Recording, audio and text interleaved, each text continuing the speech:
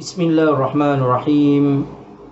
Innal hamdalillah nahmaduhu wa nasta'inuhu wa nastaghfiruh wa na'udzu billahi min shururi anfusina wa min sayyiati a'malina. Man yahdihillahu fala mudilla lahu wa man yudlil fala hadiya lahu. Wa ashhadu an la ilaha illallah wahdahu la syarika lahu wa ashhadu anna Muhammadan abduhu wa rasuluh. Rabbi shrah li sadri wa yassir li amri wahlul 'uqdatam min lisani yafqahu qawli. Assalamualaikum warahmatullahi wabarakatuh. Tuan-tuan dan puan-puan yang dirahmati Allah sekalian, alhamdulillah, mudah-mudahan Allah Subhanahu wa taala kurniakan kita kesihatan yang baik sepanjang kehidupan kita, dan mudah-mudahan Allah Subhanahu wa taala terima segala amal ibadah kita seluruh bulan Ramadan. Dan mudah-mudahan Allah Subhanahu Wa Taala tingkatkan lagi amalan-amalan kita, terutama sekali kita sedang menghampiri 10 malam yang terakhir. Mudah-mudahan Allah Subhanahu Wa Taala kurniakan kita Lailatul Qadar, malam yang sungguh agung, malam yang lebih baik daripada 1000 bulan. Mudah-mudahan Allah Subhanahu Wa Taala ampunkan segala dosa-dosa kita dan kumpulkan kita di kalangan mereka-mereka yang dirahmati dan diredai. Amin ya rabbal alamin. Jadi pada pertemuan kita kali ini, kita akan teruskan perbincangan kita dalam kitab Fiqhus Sirah karangan Syekh Ramadan Al-Buti rahimahullah. Dan kita sudah membincangkan tentang hijrah ke Habsyah. Hijrah yang pertama yang diketuai oleh Uthman ibn Affan. Hijrah yang kedua yang diketuai oleh Ja'far ibn Abi Talib. Dan di sini Syekh Ramadan Al-Buti menceritakan tentang kelebihan, pelajaran-pelajaran yang boleh dicongkil daripada kedua hijrah ke Habsyah. Cuma saya dah sebutkan di sini bahawa Syekh Ramadan Al-Buti rangkumkan sekali hijrah yang pertama dan hijrah yang kedua. Sebab itu penting kita bila membincangkan tentang sirah Nabi sallallahu alaihi wasallam, kita mesti pastikan fakta-fakta dengan kitab-kitab yang lain. Di sini saya dah sentuh bahawa ulama-ulama sejarah memisahkan hijrah yang pertama yang mana angka mereka hanya sekumpulan saja, lebih kurang 12-16 orang, iaitu yang telah pergi ke Habsyah kerana ini adalah percubaan yang pertama sebagai pioneer, diketuai oleh Uthman ibn Affan. Dan kemudian mereka telah pulang daripada bulan Rajab, mereka pergi bulan Sya'ban, bulan Ramadan. Ketika bulan Ramadan, Nabi SAW ketika berada di Makkah, di Masjidil Haram, Nabi SAW telah membaca surah An-Najm. Kemudian bila Nabi sujud, orang-orang kafir Quraisy pun sujud sama dengan Nabi SAW. Maka khabar ni telah sampai kepada mereka-mereka yang di Habsyah. Maka mereka telah sangka bahawa orang Islam sudah masuk Islam. Maka mereka pun pulang, keseluruhnya pulang ke Mekah. Bila sampai ke Mekah, maka mereka rasa hampa bahawa perkara ni tidak berlaku. Jadi ini adalah berita palsu. Dan kemudian tahun yang selepasnya, Nabi SAW telah utus angka yang lebih ramai, lebih daripada 80 orang, diketuai oleh Ja'far bin Abi Talib. Dan mereka telah diterima oleh Najasyi untuk duduk, diberikan perlindungan, dipelindungan oleh kerajaan Najasyi, Raja Najasyi, untuk duduk di Habsyah. Jadi di sini Syekh Ramadan Al-Buti dia menceritakan, cuma dalam kitab ini Fiqhus Sirah dirangkumkan semua, dan seolah-olah hijrah yang pertama dan hijrah kedua adalah satu peristiwa. Sebenarnya adalah dua peristiwa yang berpisah. Jadi apabila kita membaca kitab-kitab sejarah, kitab-kitab sirah, kita kena bandingkan dengan kitab-kitab yang lain. Memang kita tidak boleh nafikan bahawa ada kalanya penulis-penulis kitab ini tersilap, ataupun mungkin mereka tidak menjelaskan dengan lebih terang lagi dalam penulisan mereka. Cumanya di sini Syekh Ramadan Al-Buti telah mengeluarkan pelajaran-pelajaran al-ibar, iaitu tauladan-tauladan yang boleh diambilkan. Pertama sekali, iaitu pengorbanan sahabat-sahabat apabila perlu untuk mereka tinggalkan negara mereka, perniagaan mereka, keluarga mereka, semata-mata untuk menyelamatkan agama mereka, mereka sanggup. Mereka bersedia semata-mata untuk memelihara agama mereka. Dan mereka dibenarkan untuk duduk di negeri bukan Islam. Di negeri bukan Islam, untuk mendapatkan perlindungan. Suaka, saya dah sebutkan. Suaka ataupun asylum. Asylum dengan negara-negara lain. Jadi kalau kita lihat hari ini berlaku juga permintaan suaka, permintaan asylum, dan orang Islam boleh minta kalaulah negara mereka diancam, diancam keselamatan mereka dan keluarga mereka diancam oleh kerajaan di negara mereka, mereka dibenarkan untuk keluar dan untuk mendapatkan perlindungan daripada mana-mana kerajaan yang boleh memberikan perlindungan kepada mereka. Kerana di sini ulama-ulama membincangkan bahawa Allah Subhanahu Wa Taala sebut dalam Al-Quran, Allah sebut la yanhaakumullahu 'anil ladzina lam yuqatilukum fid din wa lam yukhrijukum min diyarikum an tabarruhum wa tuqsitu ilaihim.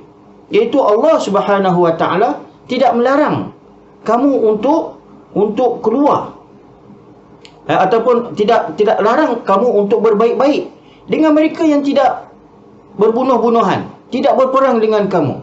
Dan bagi mereka yang tidak halau kamu daripada rumah-rumah kamu, daripada tempat-tempat tinggal kamu, untuk berbaik-baik dengan mereka, tabarruhum, berbaik-baik dengan mereka, wa tuqsitu ilaihim, iaitu bermuamalat dengan sederhana, dengan baik. Jadi di sini umat Islam, kalaulah mereka mempunyai menghadapi bahaya di mana-mana, mereka dibenarkan untuk mencari perlindungan di mana-mana. Kalau kita pun hari ini menghadapi bahaya, kita boleh mendapatkan perlindungan daripada sesiapa pun, walaupun daripada orang-orang Islam yang berbaik dengan kita. Jadi di sini Syekh Ramadan Al-Buti mengatakan bahawa sahabat-sahabat mereka ini sanggup untuk meninggalkan keluarga mereka, rumah mereka, harta mereka, semata-mata kerana iman, untuk memelihara agama mereka.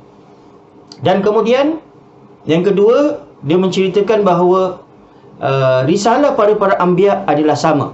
Apabila Ja'far ibn Abi Talib menceritakan tentang kepercayaan orang-orang Islam, Najasyi yang beragama Kristian, Nasrani, apabila dia mendengar tentang Nabi Isa AS dan juga ibunya Maryam, maka dia kata bahawa apa yang kamu sebut dengan apa yang kami percaya tidak beza, hanya dengan beza kayu kecil yang dia membuat garisan pada bumi. Dia kata itu saja perbezaan di antara Islam dengan Nasrani. Jadi di sini Syekh Ramadan Al-Buti rahimahullah mengatakan bahawa semua risalah, semua utusan-utusan Allah Subhanahu Wa Taala membawa perkara yang sama, membawa risalah yang sama, iaitu la ilaha illallah, tiada Tuhan melainkan Allah Subhanahu Wa Taala. Daripada Nabi Adam AS sampailah kepada Nabi Muhammad SAW, tidak berbeza, tidak berubah-ubah, iaitu setiap Nabi hanya membawa manusia supaya mengagungkan Allah Subhanahu Wa Taala, mendewakan Allah Subhanahu Wa Taala, beribadah kepada Allah Subhanahu Wa Taala, bersaksi bahawa tiada Tuhan melainkan Allah Subhanahu Wa Taala. Dan kemudian saya ingin bawa kepada bab yang seterusnya. Dan bab ini juga kalau kita lihat ada pertikaian di antara ulama-ulama, di mana, dan saya secara peribadi pun apabila saya mengkaji balik bab yang seterusnya pada muka surat 165, yang mana Syekh Ramadan Al-Buti mengeluarkan bab tentang utusan pertama menemui Rasulullah sallallahu alaihi wasallam. Utusan yang pertama menemui Rasulullah sallallahu alaihi wasallam, iaitu setelah Ja'far ibn Abi Talib dia berhijrah ke Habsyah. Seolah-olah Ja'far ibn Abi Talib dia pulang ke Madinah, dia pulang ke Mekah bersama satu rombongan daripada Habsyah untuk memeluk agama Islam di Mekah.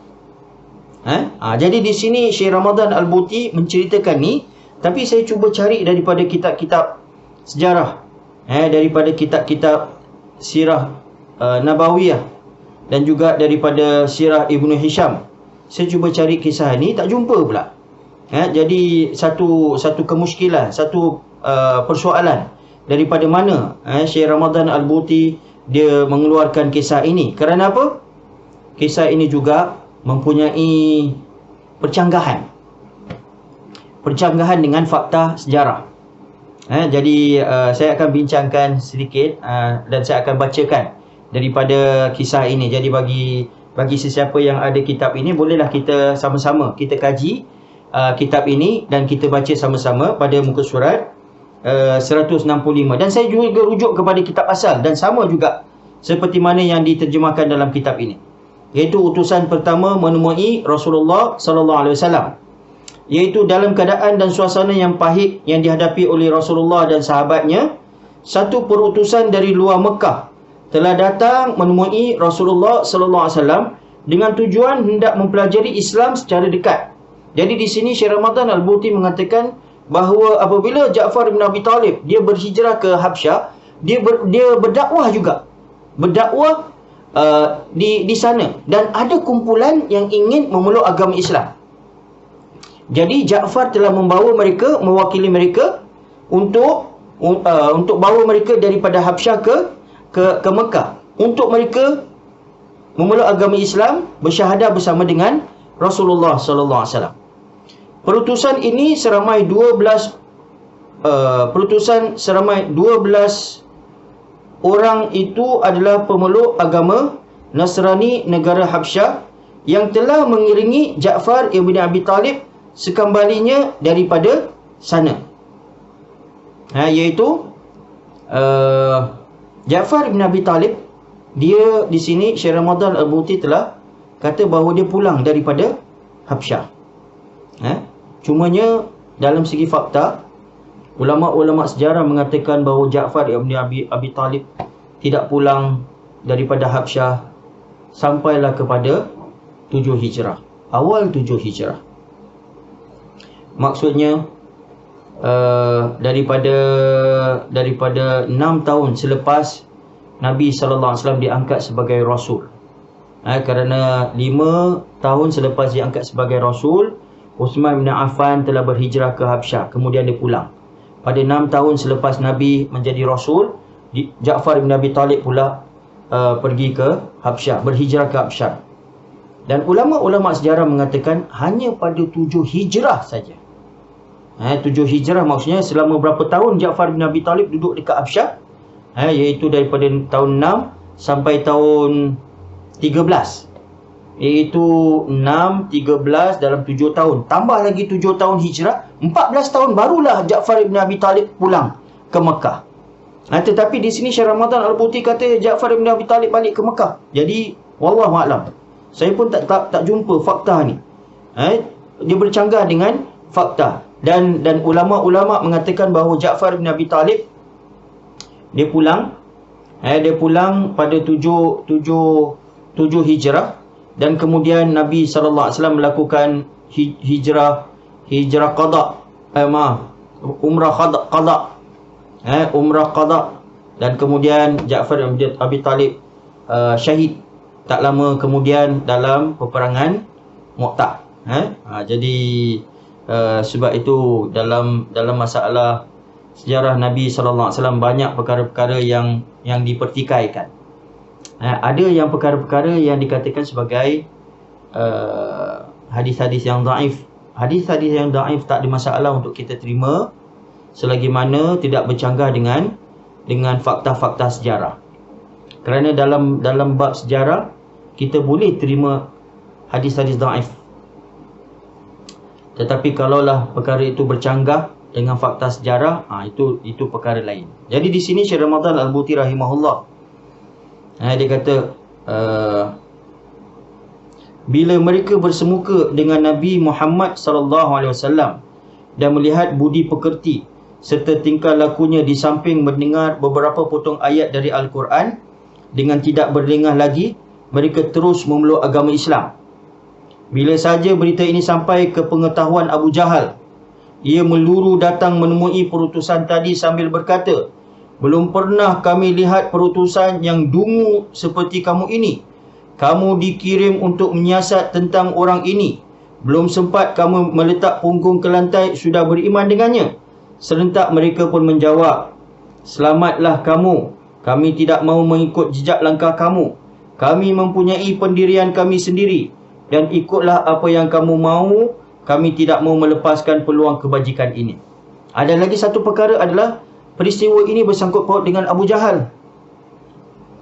Abu Jahal adalah satu personality, satu peribadi yang masyhur, yang hebat ketika di Mekah. Jadi kalaulah Abu Jahal datang untuk bertemu dengan kumpulan ini dan kemudian dia mengherdik mereka kerana beriman, beriman dengan Nabi SAW. Ini satu kemuskilan lagi.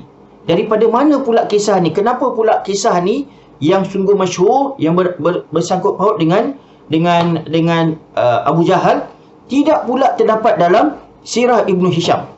Kerana Sirah Ibn Hisham adalah kitab rujukan kepada kebanyakan daripada ulama-ulama sirah. Jadi saya rujuk kepada Sirah Ibn Hisham, tak jumpa pula tentang peristiwa ini.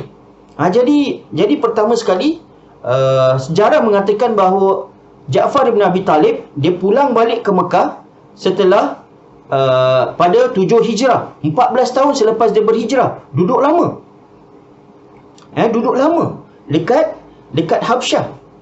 Dan kemudian bila dia duduk di sana, ada di antara orang-orang Habsyah yang memeluk agama Islam, termasuk juga Najasyi.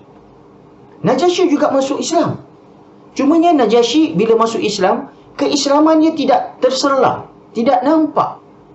Kerana Najasyi dia wafat pada 9 Hijrah. 9 Hijrah. Ja'far bin Abi Talib pulang pada 7 Hijrah. 2 tahun selepas itu Najasyi pula wafat. Dan apabila Najasyi wafat, maka Nabi SAW telah diwahyukan oleh Allah Subhanahu Wa Taala tentang kewafatan Najasyi. Maka Nabi SAW pun ajak sahabat-sahabat untuk keluar, dan mereka menghadap Baqi' ke arah Habsyah. Dan kemudian Nabi SAW sebut, "Solat ke atas kepada saudara kamu yang telah meninggal, yang tidak berada di bumi kamu." Iaitu bermaksud tentang Najasyi. Dan Nabi SAW melakukan solat ghaib, solat jenazah secara ghaib untuk Najasyi. Jadi di sini ulama-ulama sejarah, ulama-ulama fikih membentangkan tentang perkara ini dan mengatakan bahawa solat ghaib ini boleh dilakukan. Cuma ulama-ulama khilaf kepada siapa yang perlu kita lakukan solat ghaib ini. Ada ulama yang mengatakan bahawa solat ghaib ini boleh dilakukan untuk sesiapa saja yang berada di luar negeri. Jadi kalaulah ada keluarga-keluarga kita yang meninggal di luar negeri, di Mekah, di Madinah, kita tak dapat menghadiri jenazah mereka, kita boleh melakukan solat ghaib di negeri kita untuk mereka. Tidak kira sama ada solat ghaib itu telah dilakukan di Mekah ataupun di mana-mana. Tetapi ada pula ulama yang mengatakan bahawa solat ghaib ini hanya boleh dilakukan kalaulah ia belum dilakukan lagi solat jenazah. Kerana mereka mengatakan bahawa solat ghaib ini Nabi SAW hanya melakukan kepada Najasyi saja, tidak melakukan kepada sahabat-sahabat lain yang syahid, meninggal di negeri-negeri jauh daripada Madinah. Jadi mereka mengatakan bahawa Najasyi dia meninggal kerana di Habsyah tidak ada siapa yang melakukan solat jenazah ke atas Najasyi, kerana dia sembunyikan, rahsiakan iman dia. Maka wajib, hukum dia adalah fardu kifayah untuk masyarakat Islam melakukan solat jenazah ke atas mereka, sama ada secara hadir ataupun secara ghaib. Jadi ada yang mengatakan bahawa solat ghaib ini hanya kepada mereka yang belum lagi disolatkan. Contoh seperti mereka-mereka yang meninggal daripada kemalangan kapal terbang, jasad mereka tak jumpa, ataupun mereka yang meninggal karam di lautan, jasad mereka tak jumpa, maka kita boleh lakukan solat ghaib ke atas mereka. Dan tetapi juga ada juga ulama-ulama yang mengatakan bahawa solat gaib seperti mana yang berlaku pada negara kita. Kita dalam mazhab Syafi'i dibenarkan untuk melakukan solat gaib walaupun telah dilakukan solat jenazah telah dilakukan ke atas mereka, dilakukan terutama sekali kepada alim ulama. Kalau alim ulama yang sudah meninggal dan mereka telah dilakukan solat jenazah, kita pula di negeri kita boleh lakukan solat gaib untuk mereka sebagai penghormatan kepada mereka. Jadi ini adalah perbincangan fikir yang panjang di antara ulama-ulama, tetapi ini berdasarkan kepada sejarah kewafatan Najasyi. Jadi di sini seolah-olah Abu Jahal pula memain peranan dalam peristiwa ini, iaitu Abu Jahal pula mengherdik kumpulan ini. Dan kemudian kita mempersoalkan bagaimana pula kumpulan ini, kerana ketika itu Nabi SAW berada dalam keadaan lemah. Islam belum lagi mantap, malah disuruh orang-orang Islam supaya berhijrah keluar daripada Mekah. Bagaimana pula ada kumpulan boleh datang ke Mekah dan kemudian mereka pula boleh berjumpa dengan Nabi SAW untuk memeluk Islam secara terang-terangan. Jadi di sini fakta-faktanya tidak menyetujui tentang penulisan yang telah dilakukan oleh Syekh Ramadan Al-Buti. Dan kemudian dia juga mengatakan bahawa untuk ini maka Allah Subhanahu Wa Taala telah turunkan ayat perihal mereka, iaitu kumpulan-kumpulan yang beriman daripada Habsyah tadi. Itu Allah Subhanahu Wa Taala berfirman, alladzina atainahumul kitaba min qablihi hum bihi yu'minun wa idza yutla alaihim qalu amanna bih innahul haqqu min rabbina inna kunna min qablihi muslimin. Yang seterusnya, iaitu dalam surah Al-Qasas ayat 52 sampai 55. Jadi di sini kemudian Syekh Ramadan Al-Buti pula menceritakan tentang pengajaran-pengajaran yang boleh diambil daripada peristiwa ini. Jadi bagi kita yang mempunyai kitab ini, kita boleh rujuk kepada kitab ini, tetapi saya rasa dalam bab ini saya sendiri tidak menjumpai rujukan-rujukan ini dan